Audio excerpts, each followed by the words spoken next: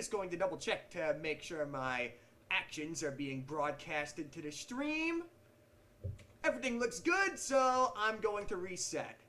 This is one of those games where glitches happen if you keep the game in test mode. Hitting F3 isn't enough. You flat out have to turn the power off. Alright, is it working? Dip switches. We're good?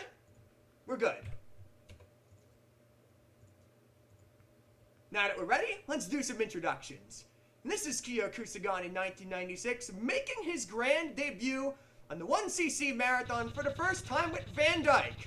Let's coin this son of a gun up and get rolling, shall we? I'm a simple man. This game is about kicking ass and taking names. I like it. Let's slice and dice them. What you see here is what you get. And this is a self-explanatory beat-em-up where the hero that looks suspiciously like He-Man goes around cutting up everything into bloody ribbons to save the land of Vandyke. Is your barbarian named Vandyke? Is the land you're exploring named Vandyke? Or is the four-headed Hydra at the end of the game named Vandyke? The world may never know. It's brought to you by the folks at Universal Playland, the second UPL game featured on the stream tonight. And they fell by the wayside in favor of the bigger companies in the end. But every game they produced put fun first and foremost. And this is no exception. Bigger publishing labels saw the talents these creative minds had to offer. So Jalico picked this game up for release in the West. I'm using the English version of Vandyke, published by Jalico. There are a few key differences between every revision of Vandyke. Mainly the amount of damage you take from certain enemies and projectiles. You take an extra hit point of damage if you get hit by a fireball, for instance. The biggest difference is how the game handles item pickups. In the Jalico revisions, the game freezes whenever you pick up an item. In the Japanese version, the enemies always continue uninterrupted when you're flexing. So you'd have to endure it before you restored your health. Likewise, you can exploit a glitch with item pickups. If you jump on top of the item, rather than picking it up normally, the game will stay frozen while you can walk merrily along your way. You cancel out any sort of lag in your animation if you jump and use the smart bomb, if that's what you want to call it, or anything else. Just to show you how manly this game is, there are 8 different poses this guy has for flexing. Technically 6 if you don't count mirrored poses. Coming up to the first boss here, every boss has a particular weakness to a specific weapon. A system that was only really seen in RPG-inspired games up until this point. Like Tower of Turaga and its immediate sequel, the Tower of Ishtar. This guy is weak to the bombs. It's smart of you to kill him as soon as possible before he could do anything. That's the stuff. Now we can go on to stage 2. I can already hear Skeletor's condescending voice mocking us how many skeletons are ambushing us at once. Wait for it. Wait for it.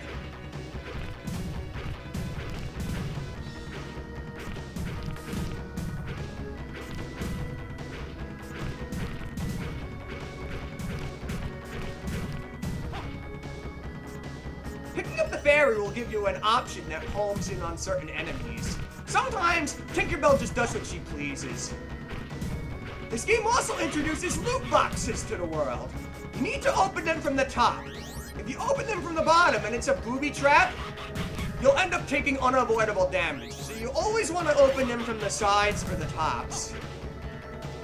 Making his entrance with loud, ear-grating yelps, it's Muttley the dog, transformed into a bat.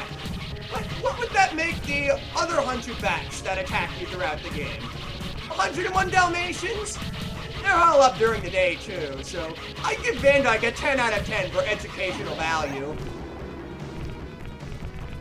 It sure beats playing Oregon Trail in class, doesn't it?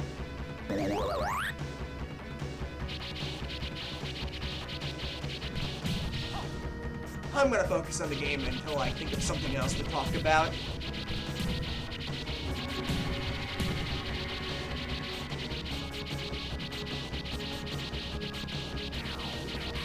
Yeah, now that we're up against these slimes, that brings us to the issue of this game's hitboxes. You have two separate hitboxes in this game, one for physical damage and one for projectiles. Only the upper half of your body, right in between your muscles, counts against you when it comes to projectiles. They knew your sprite was pretty big, so they accommodated for that. I wouldn't have it any other way.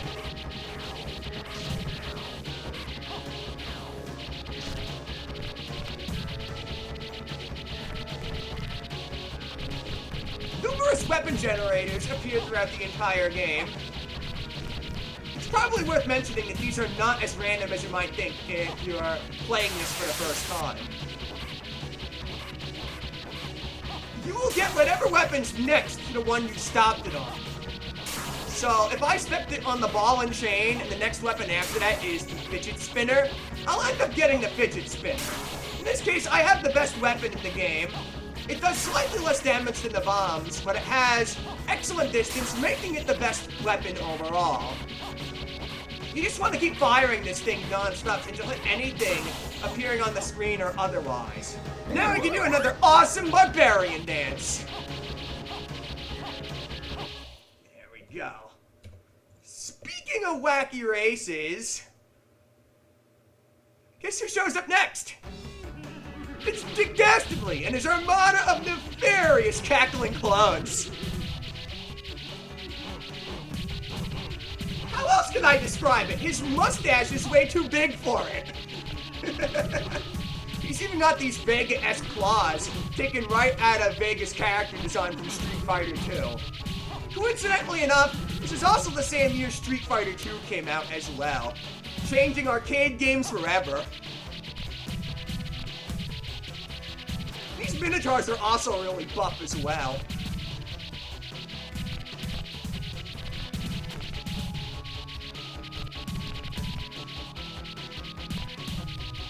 Since I'm playing this game in a marathon setting, I'm avoiding picking up any unnecessary weapon generator I can. This game has a risk-reward score system in it, but not nearly to the extent that their earlier games like Omega Fighter had. We actually want to pick up the shit-ass sword here, just for this one boss. The one time you want the default weapon. There we go. From here on out, I'm going to concentrate on not getting my ass handed to me by a frog, which would be downright embarrassing. The censors would be after us if He-Man's butt got deflated by a frog that has a horn for a head.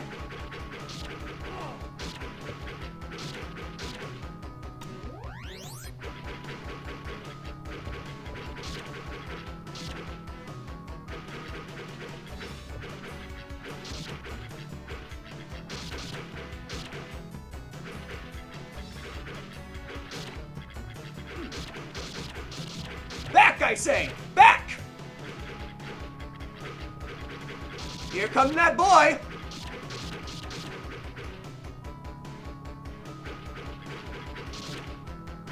These foods are basically traps. I fell for it the first time. Here's my favorite part of the game coming up. The part where I don't even look at the game, pull out my phone and check Twitter instead. This is why the sword is good for this part.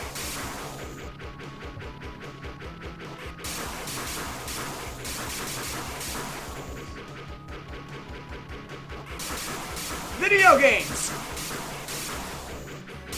I love them. I'm gonna pick up the ball and chain and my throne! Now that we're heading into stage 4, we're coming up against the Raging Volcano, a stage that makes many would-be heroes flee and cower in terror from the notable difficulty spike. The first few stages were straightforward and relatively easy, but this level is suspended over hot molten slag the entire time. You're one step away from incineration at all times. I'm gonna do a pro gamer move here. Hey, come on up, you guys! Whatever! I'm just going to take the damage and walk through anyway.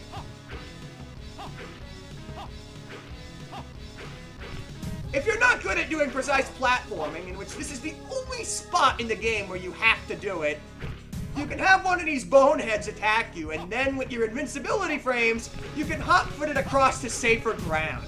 That ain't happening tonight, though. Because of the precise nature of these jumps and these platformers moving in different directions every time, this is easily the second most hardest part in this game, and it stops a lot of people from 1cc'ing this game. Oh yeah, I should mention something else as well. If you really want to maximize your score on this game, you can take intentional damage and walk across to the other side to grab all the goodies you wouldn't be able to access normally. Hey, sometimes if you're a buff warrior, you gotta be able to prove you can take a bite or two out of a shit sandwich. I have nothing else to say, so I'll just break these. I'll just show these funny bones a thing or two while I focus on the jumps.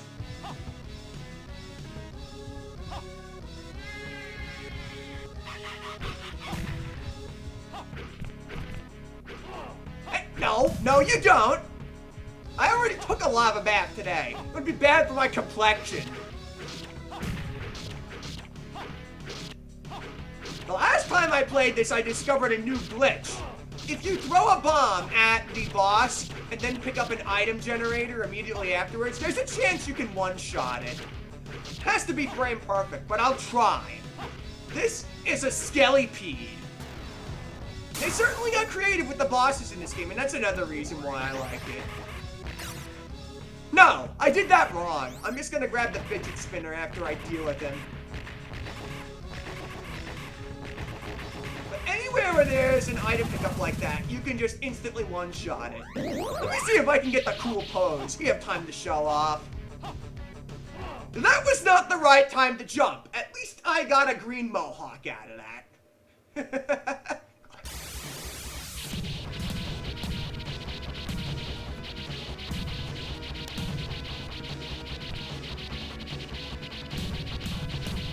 Okay, we're safe. I have health back from that.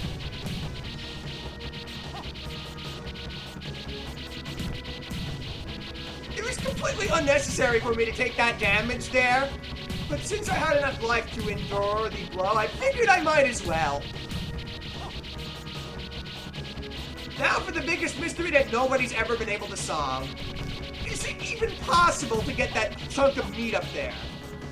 If you jump at it like this, you can glitch through the wall, but nobody's found a way to get it yet. Maybe it was just an intentional troll from the game designers. There were definitely intentional trolls in Ghouls and Ghosts. I wouldn't put it past UPL to do something like that.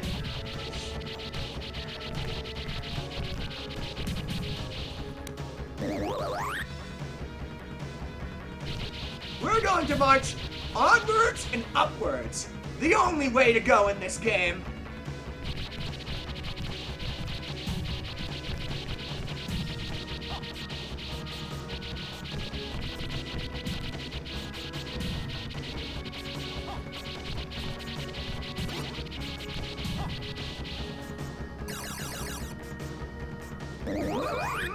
Tasty. These are the booby traps I were talking about. Does 1 point of damage, but it's still 1 point of damage that could cost you your life should you make a mistake and make contact with the boss. Which does the most damage out of everything else in this game. In fact, the Golem boss that comes up on stage 6 is instant kill if you touch it. With good reason, too. Ribbit, ribbit, ribbit. Yeah, I can't wait for the guys at UPL to remake Frogs and Flies on the Atari 2600. Or is that the Intellivision? I don't even remember. They're games that my dad used to play back in the day. Alright, I imagine he did, anyway. We're too cool for dad games around here. Or are we?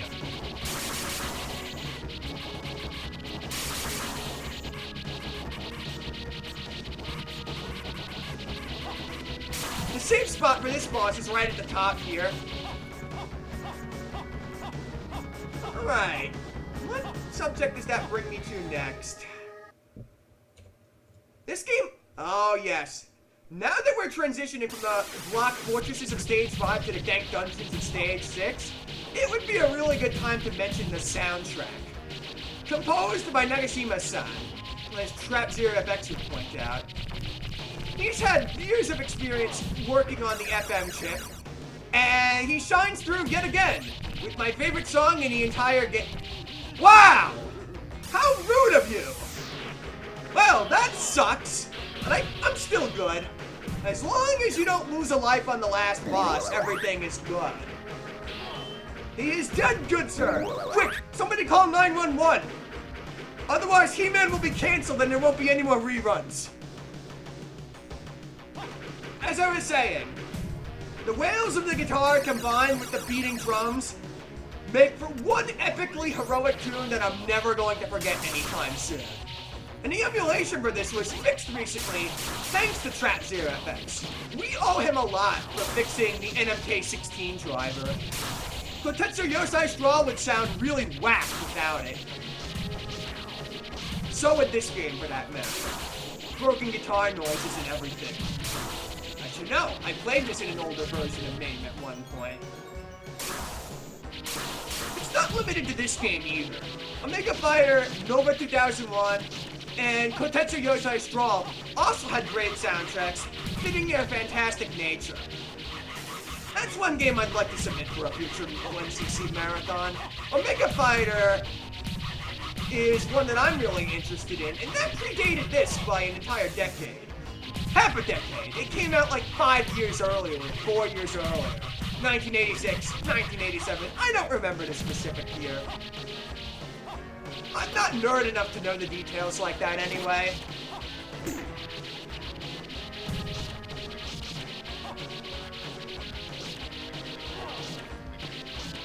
We're just going to plow on through the Amphibian Menace.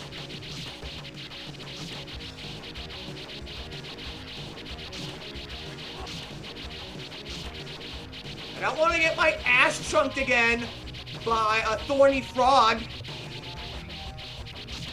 Full gamer focus, let's go.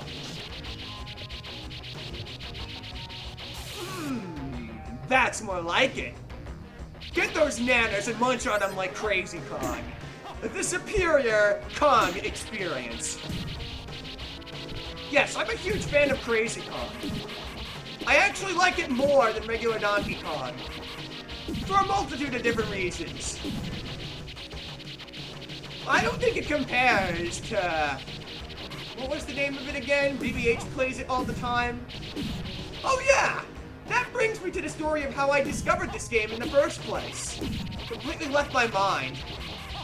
I first discovered this game thanks to Lord BBH, the master of MAME Roulette himself.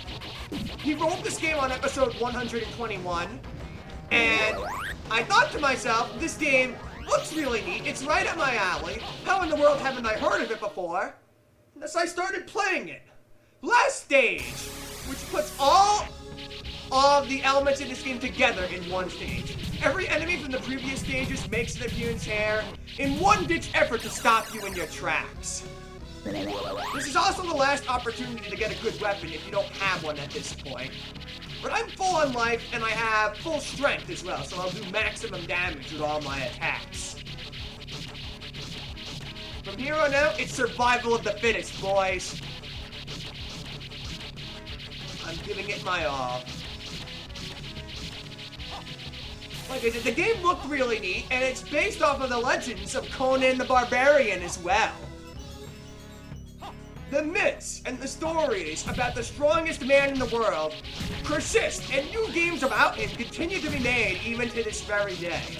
Another prominent one that people have fond memories of is Taito's Rastin Saga.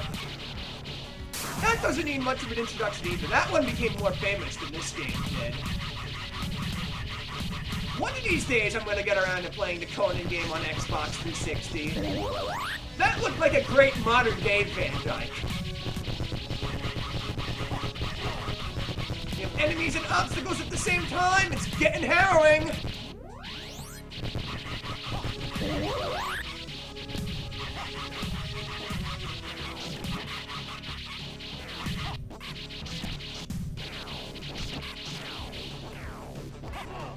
Die, monsters! You don't belong in this world!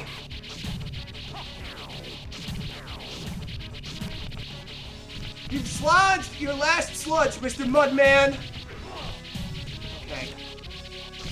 I don't think there's gonna be any more food items in here, so I gotta be really careful.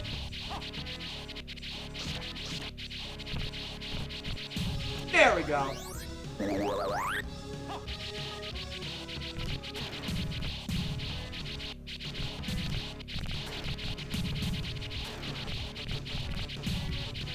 Last boss, here we go. The second major hurdle. You're gonna want to get hit by a fireball as soon as possible, so you don't get bitten and instantly killed. And then you just... Not that! Not like this! Not like this! Shit! The sword can cancel projectiles and I'm halfway there! Not like this! Not like this! Oh. Sweet Jeezum Crow! This is gonna be close.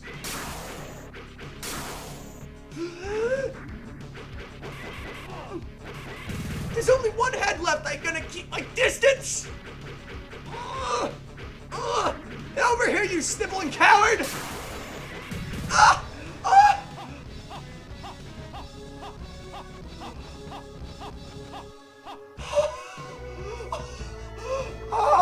Mission accomplished! Oh my god! That was ridiculously close!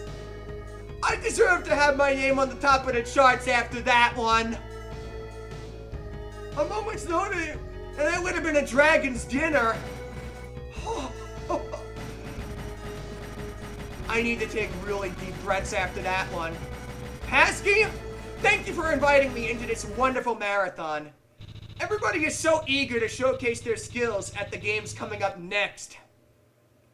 It was a real honor to participate in this marathon, and I'm definitely going to be submitting more games the next time around if I'm invited back. Let me see, what time is it? Hey, Pasky, do I have time to showcase a couple more things before I end it off, or should I send it off to the next game? What should I do, Pasky? Give me the rundown. Should I go into debug mode, or go to the next game? Because there's differences in the location test version, too. Alright. In that case, I'm going to kill it, and I'm going to load up a different version of the game. Alright. There we go. Vandyke Gel 2. And there we go. This one has a blue title screen, so you can tell the difference between the regular version and the early version. This version is a lot harder. The enemies shoot projectiles at you, and they didn't in the released version of it. Hit the test switch to reset the game, and I will go into debug mode with sign check. You know, they couldn't spell scene properly, so it's sign check instead. Notice how there is a 5-2 written here, where you're normally unable to see the extra 2 during the game itself, because this game had no continues in it. Chapter Epic said that there was a board of this that had continues, and the scene counter rolls automatically. I just gotta stop it at the right time. So right here, there we go. What I mainly want to do is scroll upwards to show off the ending. That was the timeout mechanic. Now, I don't think I'm in the right place, but I mainly wanted to show off the ending. Reset. It wasn't 7-2, so where was it instead? 8-2. Let's go there. Which indicated that there could have possibly been checkpoints at one point. Or maybe they intended for you to have checkpoints all along. But they couldn't implement them in time. Or if they did implement them, they were in a different version of the game, as mentioned earlier. I just wanted to show off the broken ending, because there was no ending in this version of the game. All you get are blank tile sets. One really has to wonder if it is in the debug mode and they properly set checkpoints up, if they're used in the undumped version of this game. That's it for me. I'm sending it over to the next player. See you later, everyone. I'm going to hit that stop streaming button now.